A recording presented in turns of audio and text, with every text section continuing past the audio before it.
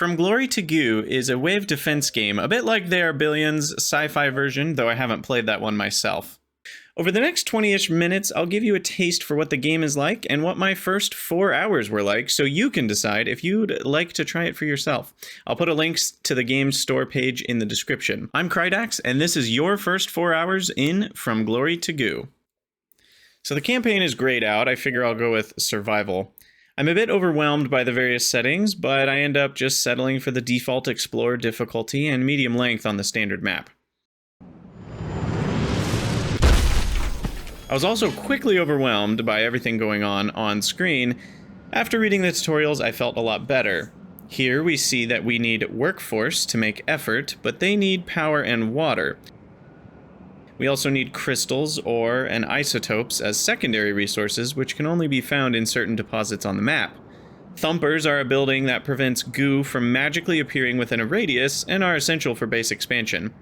You can construct a barracks to create a larger force of troops and other units. Here they give me a tip to aim to have 8+ combat units and walls, bunkers, and laser towers for the first wave attack. We also have a captain who has passives, weapons, skills, and passive skills. This page lets us know that we can shut buildings down to save on power, water, and workforce. Finally, we have the spaceship.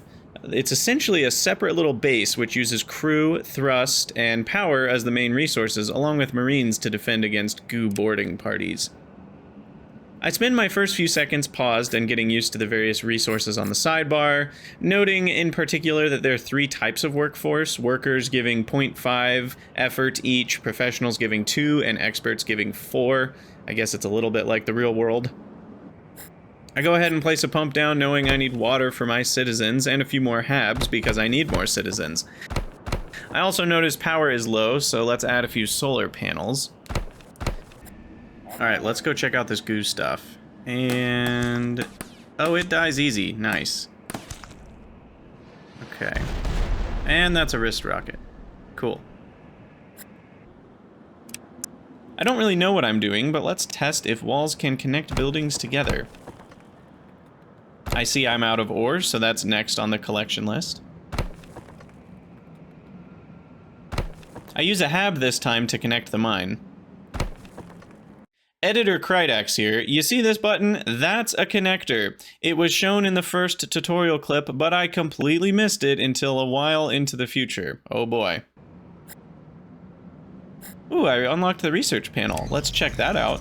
Looks like mines, a flamer, and a robotics building, which generates effort based on surrounding habs. I'll go with the economy boost, thank you. Now we'll use this abomination to connect up to the second mine for crystals. I went ahead and placed a thumper down, and it reveals this new area for me and prevents goo from surfacing in that area.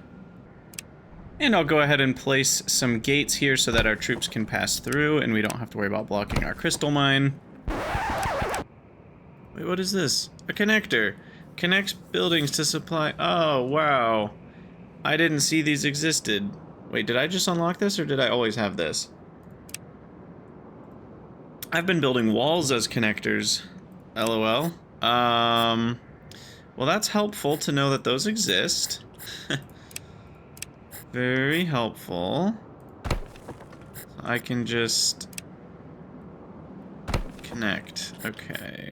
A few more habs means we've unlocked our second tier of research. We get a factory, which seems to be the economic choice, giving us more crystals and ore, a Sky Ranger, our first flying unit, and an autocannon turret, and a sensor array. I want all of these, but I can't afford any of them right now, unfortunately. We are on day 24 of 37, so I should probably make a barracks to get some more units. Our laser tower decides to say hello to some approaching goo while I make room for a robotics building. Here we can see the robotics building provides 24 effort, being surrounded by 6 habs, which means it should be giving us 4 effort per hab. That's pretty effective. I'll add another laser turret on the western front just to stay safe. It cleans up some goo, and we'll place a thumper here too. Oh boy, it looks like we'll be getting attacked from the west. That's convenient. I really have no idea what to expect, which is always terrifying in these sorts of games. Is it going to be really hard? Is it going to be really easy? I don't know. We'll find out. I'll place an autocannon turret in the front.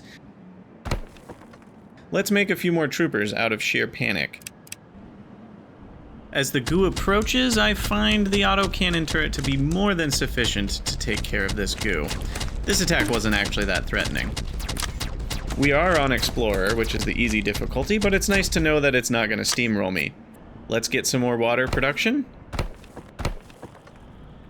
And researching Sky Rangers sounds fun. Okay, I haven't done anything with the ship yet, but I figure we should check this out and spend some extra crystals to clear out these rooms.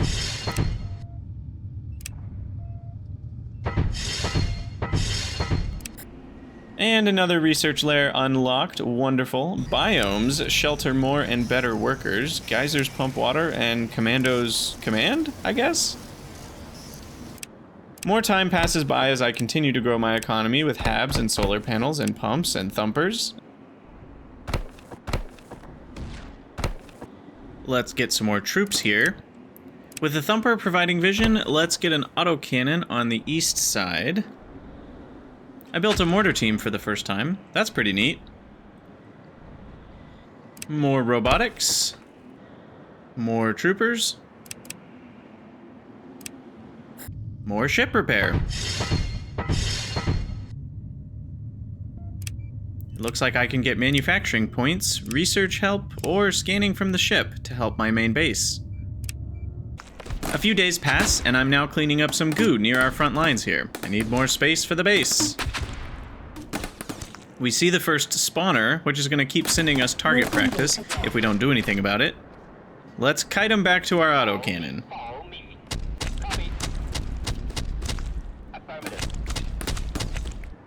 More water pumps, please.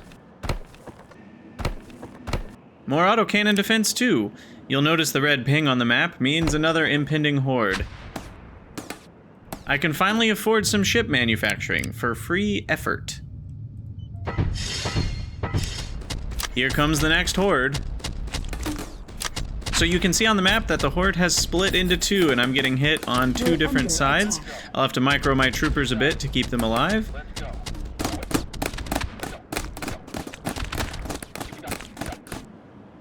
And I'll power down some habs, because apparently it takes some extra power to shoot autocannon shots.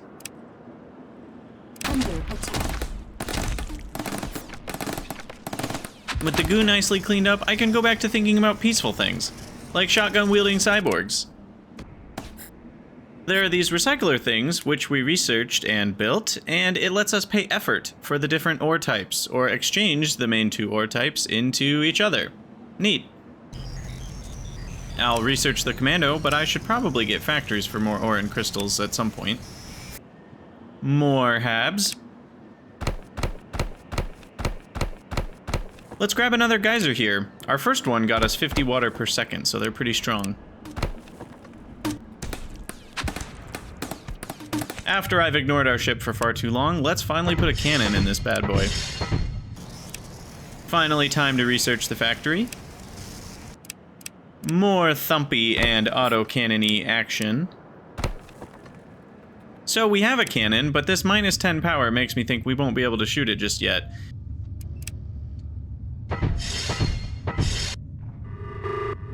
And oh boy, our ship just got boarded. Aliens win this round, but it looks like that results in a 25-second purge, where I assume we can use the ship after that. Let's place our first factory, which should boost the crystal and ore production.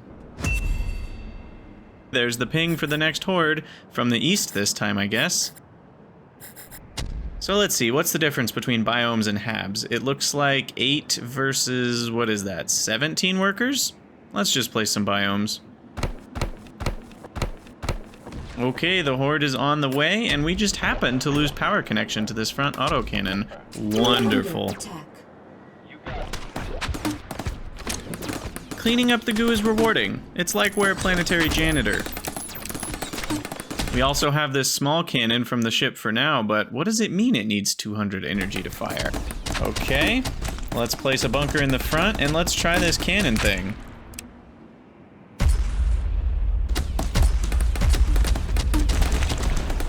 Oh, that's nice.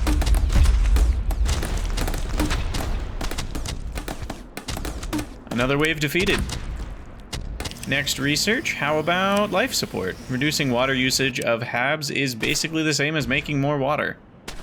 Okay, and it has a pretty big area. That's really nice. This seems like a good spot for it. And it's done. Okay, wow, now HABs only need 3 water, and biomes only need 8. That's 2 per HAB that we save, and 4 per biome. That's huge. Reactors need water, and I don't have any extra water. So let's go with these walkers. Rapid, heavy fire, plasma is 4 words where I like every single one of them. So I went ahead and built up a few Sky Rangers just to see how they fare against the Good. Not bad. Being flying makes these super high utility as well. The next 10 days just include doing more of all the things. Expanding, more troops, more defenses. I really have no grand strategy at this point, but I'm just building stuff. This here is our first Tortoise, a mobile missile launcher vehicle which does heavy splash damage. I am a huge fan. And you can see our walkers here also doing huge damage at a good range. We've unlocked a hydroformer which upgrades tiles to give us more water. And here comes the Horde. Alright, we've moved our forces up here to the choke point, and I think our missile launchers will do some great damage. Oh, that's a lot of goo.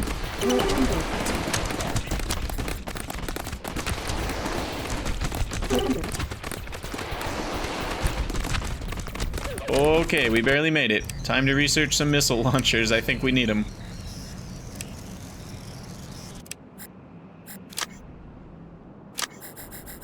After some more generic expansion, we've got our first missile turret up, and a sensor tower reveals a wonderfully huge area.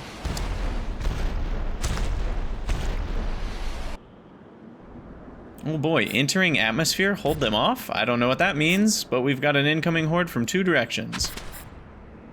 On the south side here, I'm relying on our Tortoise missile carts as well as a bunch of walkers. Hopefully that's enough.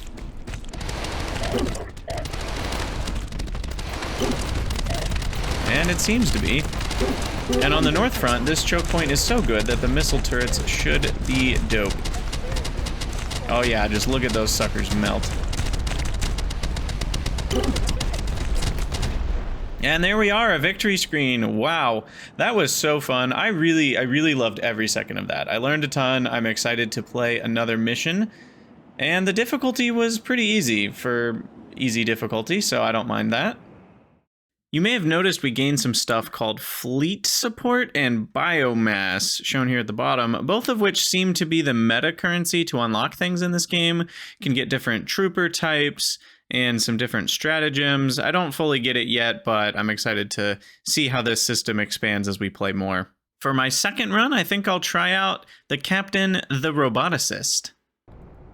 So here we are, our second attempt at survival. I pumped the difficulty up to medium, and I forgot to hit the record button at first, but I started our economy with pumps, HABs, and solar as usual. After some more general expansion and a barracks, I noticed that androids are awesome because they don't require any workers, meaning they don't reduce our effort income as we build more and more. Perfect. As you can see in this fight here, however, the androids are not as powerful as the troopers from the first mission. Oh, and there's the Horde alert to the northwest. I was able to get a bunker and a laser tower set up. Let's hope this is enough.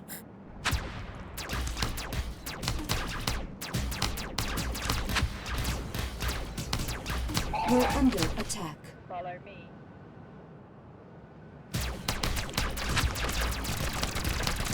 Oh geez, only single target damage was a mistake. I needed flamers or mortars or autocannons or something, yikes. Here's the button for showing destroyed buildings. Nice. You can rebuild them by selecting them and hitting this button in the bottom right. After some rebuilding and setting up more economy, I figure we should pay attention to the ship. Once those rooms are repaired, I'll do a cannon and some crew quarters to make sure I have plenty. And another room repaired, along with an armory to generate some defending marines. Okay, we've set up our defense lines to the west with a missile tower, some walkers, mortars, a few bunkers with androids. I also need sensor arrays because our missile turrets need the vision. Here come the waves. This is my favorite part of the game. Enjoying the show.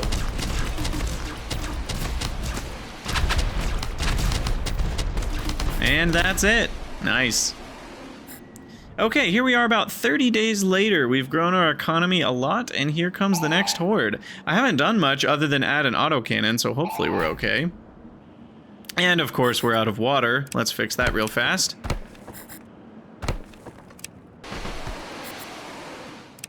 And crap, my ship is out of power, so I can't use the cannon right now, or this new missile thing I installed.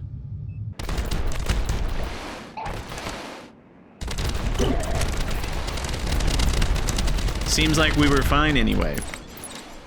Okay, another 33 days, more expansion has happened, and here comes another horde. This time, though, I have tortoises.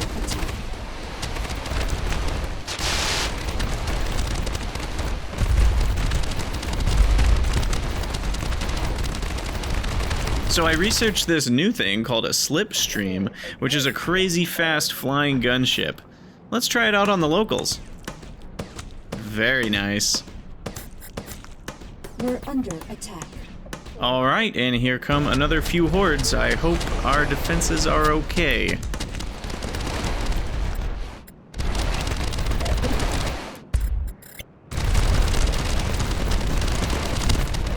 Okay, this front seems fine. How's the north? Oh yeah, firing squad of walkers seems to be just a-okay with some missile backup. Nice. We're under attack. Okay, for this next horde, we've got 3 directions coming at us. Let's see how it goes.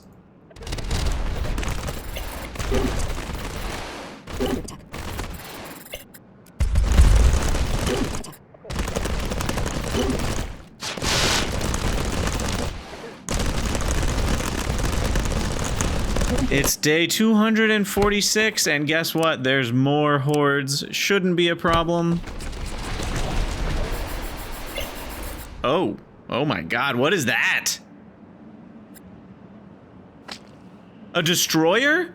2,000 health and 3 armor to boot? Oh my god. My slipstream army's barely putting a dent in it. I think I need to go for the giant robot tech that deals huge damage next time. Okay, they're breaking through. I need to move everybody over. Okay, they just roll through my base like a wave. Take it down.